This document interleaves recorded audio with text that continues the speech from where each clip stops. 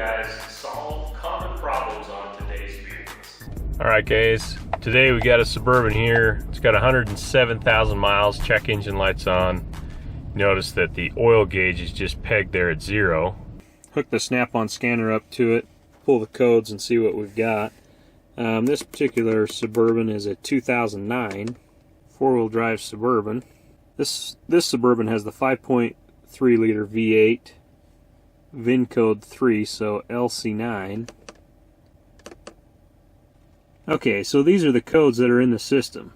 A P0521 and a P0523, both related to the engine oil pressure performance / sensor. That P0523 is specifically due to a voltage issue with the pressure sensor. Alright, so in this video we're going to be covering a really common problem with newer Chevy trucks with the 5.3 liter engine. What we're seeing on these is the oil pressure gauge will actually read 0 and you'll get a ding on the message display saying you don't have any oil pressure, and it'll generally set the check engine light, and it'll have code numbers in it.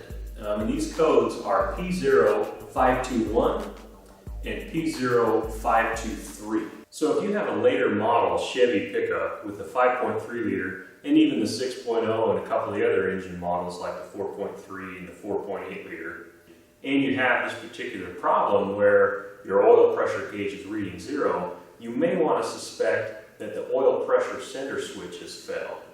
This is a little sensor that actually reads the oil pressure inside the engine. If this sensor fails, it's not going to send the correct signal to the car's computer that your engine is getting the proper amount of oil pressure. What we're seeing really commonly is this little sensor will actually fail. Now, there are cases where this particular motor consumes an excessive amount of oil. It may be burning it, maybe dropping the oil down. You may actually have oil pressure problems due to that. Now, that's going to be a different issue, and I've got a video coming up on an oil consumption for this particular engine as well.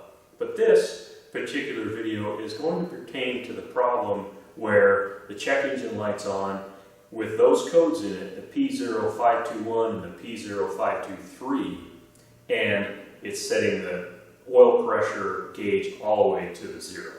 Okay, so if you're having these symptoms, it's probably this little sensor here that's gone bad. However, you do want to check the wiring to this. So there's 3 wires.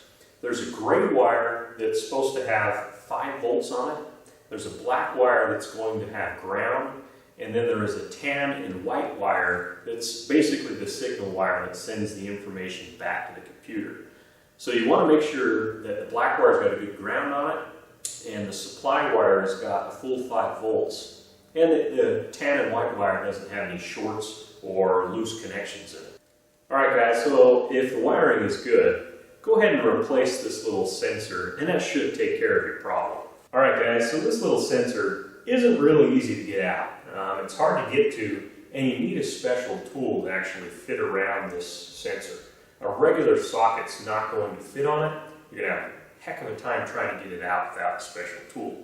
It makes it a lot easier to get back there and fit the socket over this with a specific tool.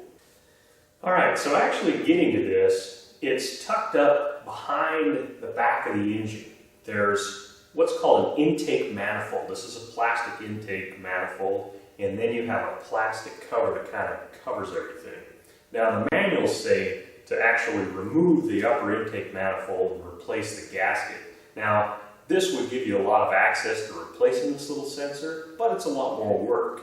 You can just take the plastic cover off the top and reach behind the intake manifold and disconnect the sensor, and then slide the special tool right over the top of the sensor, and then get a long extension with a wobbly and just get the untwist the sensor with the tool, the extension, and a regular ratchet. If you've got those tools, you don't have to remove the intake manifold, and you can get to this fairly easily. You just kind of got to shove your arms back there and get this thing out. Alright guys, so one thing to keep in mind, on the bottom of these oil pressure sensors is actually a little filter screen.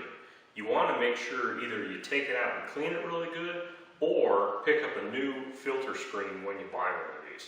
Another thing that I would strongly suggest is never buy these aftermarket from like Napa, AutoZone, any place like that. Always get a genuine GM oil sending unit. For whatever reason, the aftermarket ones will set a check engine light and they just don't work correctly. So always pick up a GM oil sending unit. They're maybe just a couple dollars more, but they definitely work better.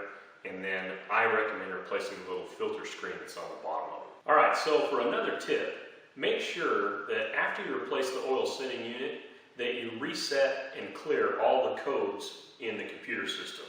For whatever reason, when you replace these oil sending units, to get the light to go out and to get your gauge working normally, you have to reset the system and clear the codes.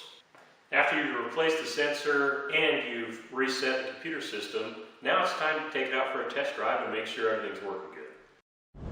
All right, guys, so we've got the oil pressure sender changed, and you can see now that we're cruising here at 40 miles an hour. We've got about 40 PSI there. All right, guys, thanks for watching Ask My Auto Mechanic. If you like the video, go ahead and give it a thumbs up. Make sure you subscribe to the channel. I specialize in giving you guys how to fix videos, to fix common problems on modern cars today. So also in the description, I've got links there below pertaining to the video, and a link there to my Facebook page. If you guys have any questions related to your car problems or anything, go ahead and comment those below the video and or message me on Facebook. So make sure you stay tuned. Once a week I upload a new video covering either a common fix, common problem on a car like these 5.3 liter Chevy Suburbans, or just a common general question that we're faced with in automotive related maintenance and repairs. So make sure you stay tuned. Every week I upload a new video.